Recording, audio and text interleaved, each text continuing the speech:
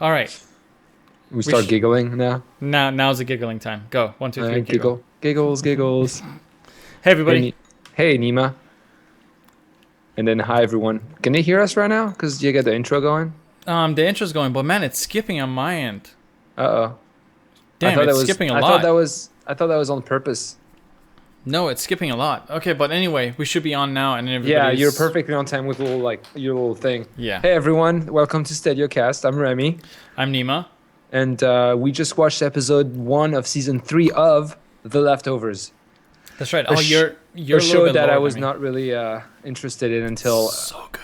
yeah, pretty good. I'm pleased. I'm glad Nima made me watch this. It's great. For anybody that just watched us just a little bit ago, I don't know. Our intro was having more issues than I thought it was gonna have. I don't know what's going on, but It's a new intro. Nima made it pretty good. yeah, it's great when it works, but it probably didn't work just now. Thanks for whoever in the off chance that's watching us. We appreciate it. We'll be doing our whole series about leftovers going forward. We'll be back next Tuesday, right, Remy? Yes, Tuesday next week. And then we'll be like either Sunday or Monday every week going forward after that. Yeah, because I'll be in Vegas partying. That's right. Partying or partying? Party. Oh, dang it. I can't do it. It's all right. What are you drinking? I'm drinking just good old shock top. Nice. I like that. And I put orange slices in it because I'm fancy. Because you think it's cool and kind of is, but not really. No, it totally adds to it. All of those white Belgium drinks, you should add oranges to. Lemons, yeah, like Blue Moon and all that. Mm-hmm. Aren't these called Hefeweizens or something? No, never mind. I don't know what I'm talking about. No, that's one of them. Yeah, that's one type of it. Okay, cool. I can hear you. I was just checking to make sure. All right, so we can jump right into it. I mean, can I tell? I mean, I don't even know what to think of the first 2 seasons, because and the end of season. Because okay, everyone, I just watched the second season just like the past week to get ready for this, to catch up to it.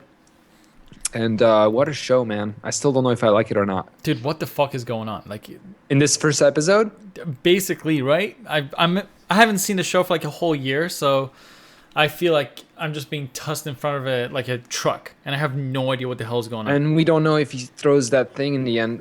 Spoiler alerts, by the way. Oh yeah. No, the book. Does he throw it in the fire? Right. So wait, before we even get to that, because it's like the climax of the show. The beginning part, the opening where it's 1844. Uh-huh. I was kind of struggling to see if there were, because those kind of people, like, this still happens. It happened in 2012. It happened what before kind of people? Is that something that they do? Yeah, they. I mean, they go on the roofs, and are they ready? Were they trying to get departed? Like, no, I think trying to be taken by the heavens or whatever. They were ready to be taken, basically. Right, they were ready but they to be keep departed. failing at it, right? They're not failing at it. It's just that if you follow the news, like certain religious groups will say the world's gonna end at this date and everybody's gonna be raptured. That's true. So I was trying to figure out: is it trying to be sympathetic towards those kind of groups? Because those groups are insane. Like and every time they're like, "Oh, we did the math wrong. It's gonna be 2018 now." Right. It's so. I felt really bad for that lady, who in the opening. What does she do? What does she do at the end of that opening? Does she go and die in the church? Like, why is she laying there with the other people? And then there was a cool transition to the guilty remnants sleeping in there, and then drone strike or whatever. Crazy. Okay, was there even hints of a drone strike at the end of season 2? Because I don't remember shit escalating. No. I know it just escalated very quickly. Everyone watching, thanks a lot. Please leave us comments. We're probably just as confused as you are about this episode, but we're going to try to figure it out the best we can. Watch us be the only confused people. And everybody else is like, it's crystal clear. Yeah, I totally get it. These guys just are idiots. Okay, probably. Right. The opening which, by the way, I'm kind of sad that both... Are you still on the 1844 opening? No. The current ones with, when it goes to the guilty remnant. When Evie gets Evie and Meg struck by the missile. Right. When you saw the missile, did you go like, "Oh, here's a cool dream sequence"? Because that's what I thought. I was like, good riddance. Really? Yeah. But no, that's not cool. That was not cool. But it was still like, okay, they've been pretty annoying for 3 seasons. I'm ready for them to go away. They were the point of drama in the first 2 seasons. They were all the tension, all the drama came from this group, right? Yeah. So I was like, wait, was the missile thing real? And then it cuts through 3 years later to a massive crater. And I was like, okay, the missile thing was real. Yep, definitely real. Did you feel bad for Evie? No. Yeah. Because I never really related to her that much. Oh, but you know when Meg, right before Evie goes outside, there's something that that pokes through the wall. Yeah, the I guess camera. I guess it's a procedure to make sure that's where the strike's supposed to happen. And Meg tells her they're gonna bite your face off or something. Yeah, so one of these days... Is she talking about the dogs or something? What about the dogs, man? Like, we're jumping all over the place. The dog thing was kind of a minor thing in the first couple of seasons. Is this a major thing that I should know about that I don't? With the dogs? Yeah. Well, yeah, like the first season. Don't remember? Like Kevin, when he goes into like this dream state, he goes out with this guy that we see in this episode, and right. They go out shooting dogs, and he doesn't even remember. Who knows why they shoot dogs? We still don't know. It's like this show keeps so many mysteries and never explain anything. It's kind of annoying, but it kind of keeps it going, I guess. Right. But when Meg says they're gonna bite your face off, I didn't think anything of it. But then when the bald guy shows up and talks about the dogs taking over higher places in the government, taking over the president and everything, the pause on the red button, cool. But then I thought of Meg, and I'm like, okay, well maybe he's onto something. And then he shoots the car up and gets shot in the head. See, to go back to the Meg thing, I don't know if she was talking about dogs in any way. I'm just saying, but I don't know what she was talking about, because whenever she said that, Evie had a horrible reaction and started running outside. Why would she run outside to such a boring sentence? I don't know. I don't understand. I think this show is all about like making really cool scenes and making you feel really strong things. And did you notice like the ups and downs of like the party happy times, and then it just shoots down to like a confusing darker thing, and then kind of does this the whole show? Yes, I did notice that, but I don't know if it was up and down, because generally speaking, most of the first episode was normal. Like, it was everybody just living their life, being happy. Not most of it, man. At the halfway through it, when the guy takes the sandwich bag out and talks about the dogs, and you know something's going crazy, and then is Kevin Jesus? Right, the Jesus thing was close to the end of it when everything more or less came crashing down. Because we don't know what happens to Lily. Hold on. The black baby. Oh, right. What did happen to Lily? I don't know. I was going to ask you. I don't know. That's been 3 years, man. A lot could have happened in there. A lot has happened. Like, everybody's married to each other. People that you didn't know knew Where's each Erica? other. Where's Erica? Dude, We're probably going to find out next in a few episodes. You just saw season 2? Right. Where was Lily at the end of season 2? At the end of season 2, Lily, what's her name? Shoot. Which one? Nora has Lily, and they're going to go to the bridge after everybody starts going through it, and some lady is like, that's not your baby, takes it. Nora runs after her, she finds the baby on the floor, covers the baby, and then the kid, the guy, the young man, Kevin's not real son. Matt, is it? Yeah, Matt. No, Matt's the reverend. Damn it. So that character takes Tom takes Nora and Lily away out of danger and into the trailer, and then that's all we see of them. So It's been 3 years, man. Who knows what's happened? Who knows? That's actually one of the things that I like the way this show does, is the gap between seasons. Yeah. They make sure, like, they shove it in your face that this was a real gap. People's lives continued. With another, like other shows, they even make jokes about how they come back from season breaks. And like, what did you do on your break? Or nothing's changed at all. This show is like, nope, 3 years, like 3 years everything's later. Changed. Like people have met each other, like in a way that normally probably should on happen purpose. I mean, obviously the story. And is it so now everybody can go to that town and be safe or whatever? Is that what's going on? Safe from what? I don't know. Safe from the event that's going to happen on the 14th? I don't know, but they're letting people in. There's more and more. Like, it's going to 5,000, 10,000 next week or whatever they're saying. So, yeah, they're probably coming there to be safe for next week's thing. Who knows? But I like their approach. They're not closing it off and stuff. It's almost symbolic with the times of today. Right. And the geopolitics. So they're letting everybody in, but as long as they're just trying to keep everybody like cool and engaged with what's going on and being nice to each other, that's really cool. Right, but he's also trying to, like he was trying to tone down the religious aspect of whatever that's going to happen on the 14th. Totally. Which is why everybody's coming there in the first place. So yeah. Talk about genius marketing. That just realized they premiered this on Easter Sunday. Yeah, super religious show. I mean, kind of. It's super religious tone for sure. I just hope the young pope comes in there and be like, everything's gonna be okay. You know?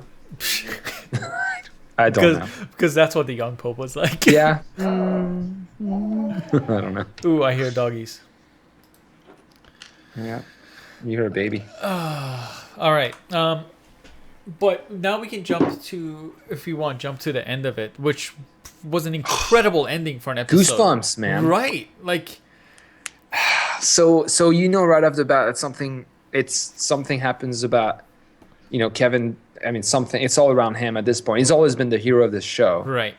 And I feel like watching the end of season 2, the hero's journey, I feel like, like a part of the journey is like you live in denial, and then something pushes you to actually go onto your journey and you become, Luke Skywalker or whatever. Right, like Neo in the Matrix. He's still in that phase. So maybe within this season, he's gonna, I don't know, save the day. Yeah, I mean, I hope so. But at the same time, I don't think so, because Nora's character, the old Nora, right? If Kevin was supposed to become Jesus, nobody goes, "Hey, do you know anything about Jesus?" Like everybody knows Jesus. Like, oh, that's right. How did that lady ask her about Kevin? Does the name Kevin mean anything to you, or something like that? And she was like, "No." Yeah, but she knew something. Who knew something? By the way, the pictures you got in there are really cool.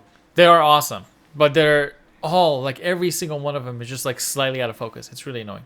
But because it's part of the actual footage of the show, isn't it? No, I think it's an unset photographer that takes these pictures. That's pretty good. It is really good. The ones for Game of Thrones are going to be insane. Really? I can't wait to do that, man. Yeah. That's going to be so fun. That's after this show, so it's in like, what, 7-8 weeks? I think so. Man, good times. It's going to be amazing. There was something I was going to tell you about. Oh, this guy, whoever's making the show, because the creators have their name on it. I don't know if they're still writing and have anything to do with it. But one thing this show does, and as far as I know, the writer has continued to do this in every single show. Damon, whatever, Lameroff, whatever his last name is, dude, suspense and tension. Yeah, like it's unbelievable in the show. Yeah, but the acting has gone up a notch too, I feel like. Oh, well, I don't remember that it's been so long. But like the patio scene, like everybody's having fun, having a good time. Yeah. And when Kevin's telling his story and Matt turns around for no reason, like all of a sudden crazy amounts of tension that I'm just like, yeah. Well, such a good job. Because you've already seen, what's the black kid's name? Don't know. I was going to ask you who that is. That's is that John's son? Yeah, him and Matt.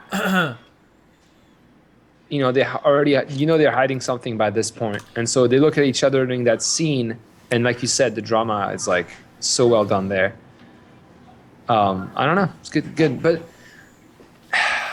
when he gets baptized, you get the flashback to him getting out of the bathtub from season 2, right? Which he does 2 times in season 2. He dies twice. Yeah. So weird. So weird. That's what I was going to tell you. That just threw me off in season 2. Like this whole death hotel thing? scene. Yeah. Yeah. Oh, okay, so this is what I've been holding off from talking about for like whatever amount of time you've been trying to watch it. So this is wait. This is the question you've been wanting to ask me. It's like months ago before I started watching this, because you're just waiting for me. It's not a question. It's just a discussion I want to have. Like me, when it comes to anybody creating any kind of visual art, or even writing literature, the toughest thing to do, and the thing that usually is for me, the thing that can get me the most or surprise me the most, is when they try to go for the subject of death and afterlife, because it's something that we factually don't know anything about. It's like the deepest philosophical question ever. Right, it's but at the same time, even visually or anything, like we don't know anything about it, so you have like almost complete creative freedom to do, do what you can. Right. Yes. And the way this show has tackled the idea of death is something I've never seen before. It's what do you mean? Fascinating. The whole afterlife and the midpoint, which is you mean when Kevin goes into this place, right? And before he comes back, right? It's creative. I mean, it's not. What I like about it, it's not presumptuous, I guess the word is. They're not trying to be too. Hey, we kind of know what's going on here. Right, and it's just like you said, no one knows. So it's gives so much room for creativity. Like anytime any movie or anything tackles the idea of afterlife, it's when I get super into it because I'm like, ooh, impress me, because this is when you can. Well, no, it's the big one of the biggest questions of life, the afterlife and death and all that. But that reminds me of something, in season 2, when Kevin drinks the poison, right, the first time he dies, basically, right, John's son walks back into the room. He's not surprised to see Kevin on the floor dead, and then he's not surprised to see his grandfather that just shot himself either. Why is that? We still don't know that. Well, I mean, that kid's weird. That kid is just like, everything about him is weird. Yeah, but what? And then he just buries Kevin and waits for him to wake up or something? No, I think that's a weird thing. I think he buried Kevin because Kevin was dead. Yeah, but if you're going to go bury someone, you're not going to chill and drink some, Oh, was he sodas? chilling? Yeah, he had this chair and some drinks or whatever, a cooler, I'm sure. He's just I chilling. Don't remember that. Why would someone do that? So he had a purpose in doing so. So him and his grandfather have some kind of psychic thing. Also, in today's episode, you see John taking the place of the guy that he used to beat up for doing the palm prints thing. Right. But that guy was doing it for real, right? I was under that guy was doing it for real, but then he's doing it with the help of his new, what a clusterfuck of character, just Lori entanglements. Is John's wife. I want to now. know where Erica is. Cause where did she go? She just left? She was in that bomb. I don't know, man. There was no bomb. She was not part of the guilty, unless she followed her daughter into the guilty remnant. That's kind of the impression that I got, but we don't know. And John still thinks that his daughter's alive, even though it looked like that missile hit his daughter specifically, right in not even the building. Right? Yeah, that was impressive. No, so, and then he goes upstairs, and they have a good time, and then he just takes the money and just puts it through the shredder. Yeah, which I don't understand that either. Me neither. Do they not need money? I mean, they're running some kind of operation with the whole police force there and all that. Yeah, but that could be because I don't know if they. Obviously, they have a nice budget now. They do, but I don't know if that's something they ever hinted at. Does this society need money anymore? Does that town ever use money? Look, they have nice cars. The town looks a lot better. They're able to welcome a lot more people. And think about that too. When what was Lori's son again? Lori's son's name. Hey Jill, thanks. Steve. All right. We'll call him Steve. Lori's son is Tom. Tom. Yeah. Okay. So when Tom and Kevin are in the car before they get shot at by the crazy dog guy, Tom is like, it was hit by a drone, and then Kevin obviously knows that it's true, but he's like, no, this is what happened. Like, they were smoking, there was a gas leak, and boom. That means maybe he's funded by the government to run the police state there. I mean, right. I would imagine something happened. Obviously, the event happened at the end of. She can't hear us. Something happened at the end of season 2, and in between season 2 and season 3, I imagine, the town or the government came to an agreement that let's not talk about this. This is another thing that they will not talk about. You think so? Right. You think? Yeah, but I mean, why would the government do that? First of all, because that means maybe they know what's going on. Because even if that happens, are you going to write a note for Jill? Yeah, exactly. Even if that happened today, let's say in today's society, if our government ever bombed our own, people, it's not something they're going to openly talk about for a long time. Yeah. Oh, I got to take this chat. It's been 3 years, though. That's not that long of a time, man. Yeah. People still don't want to talk about 9/11. And that's been a long time. I didn't finish the first episode of the series because it didn't seem like something for me, but maybe I'll give it another try. Netflix's The OA tackled the theme of afterlife quite interestingly. Ooh, I've really been wanting to watch The OA. Is this mirrored or no? Tomorrow. I'm so mad that you're timely. No, it's not mirrored. No, she can see it. All right, cool. Jill, if you're gonna go back and rewatch this episode by itself may not be very good, just because we excellent. Do not listen to Nima. No, we had the audio problems at the beginning, so that's just a horrible thing to start with. Smart move. Yeah. Hey, that worked. The OA is also something that's apparently really interesting, but it's been out for a while. She's mad that we're timely. I know. We'll try to be pros. We can do Mondays. Oh no, I've been practice Mondays now. That's right. Yeah, it changed. All right. So, do you have anything more to say? Not really. That was a good one. Very engaging. I still not sure if I like the show or not. That's a question to be asked. They do drama so well. They do the dynamics of like, you feel great and happy, and you're smiling at the characters, and then you're like, what the fuck is going on? Like, what is this? Okay, so here's the thing. What else are you looking for from a show? It's doing everything right. Like this show is making me rethink what I think about shows now. I think they should be, and more, I'm very like organized. Right. So this is like throwing everything out of being organized for me. I like things in boxes, I guess, in those TV shows. Like when it's ended, I want everything like to put nice and square. But this is just, I know it's going to end with like a ton more questions, but it's going to be like a very deep philosophical thing is what I'm shooting for. And I really hope they do wrap it up. Like my main thing is, please wrap it up. Like give it at least a lost version of wrapping things up, which still left a lot of mystery, but at least the show was wrapped up. That's what I really hope they do with this season. And Jill and our other friend, I do really want to watch Fargo. I don't have access to it, but when we get YouTube TV, we should have Fargo. Yeah, so we're going to try to go away from HBO. Not going away, but like start diversifying, man. English second language right here. It's all right. Man, it's cool. Oh, speaking of English second language, how's the French Revolution going on right now? Awesome. Yeah? You guys having a good time? Yeah. Awesome. Great. So, yeah. Thank you, folks, for tuning in. If this is your first time... That was a short episode. Oh, yeah, it's 22 minutes. If this is your first time watching us, we appreciate it. Please hit that subscribe button. We'll be doing a recap for every single episode of Leftovers.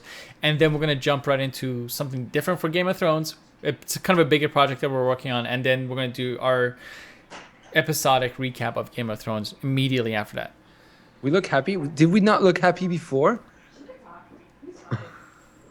I'm talking to Jill, Nima, sorry. Oh, okay. I'm like, what are you... I'm like, I look me. I don't know. But yeah, next week it will be better. Hopefully we can fix our technical issues by next week. I don't know what you're talking about. You'll see it. When you go back to our beginning, it's super noticeable now. I don't know what the hell's going on. But anyway, thank you, everybody. We appreciate it. Remy, do you have anything else to say before we wrap No, thanks for watching, everyone. This is Nima. I'm Nima. And I'm Wait till you just mess up with my brain. I'm gonna just cut you off right here. Thanks, everybody. As you do as usual, because you're kind of a jerk. Have a great night, everybody. We'll be back next week. Actually, Tuesday of the following week. Yeah, but just then. Cheers. Just then. Bye. Just then. Yeah, that's it. Just then. After that, back to Sundays.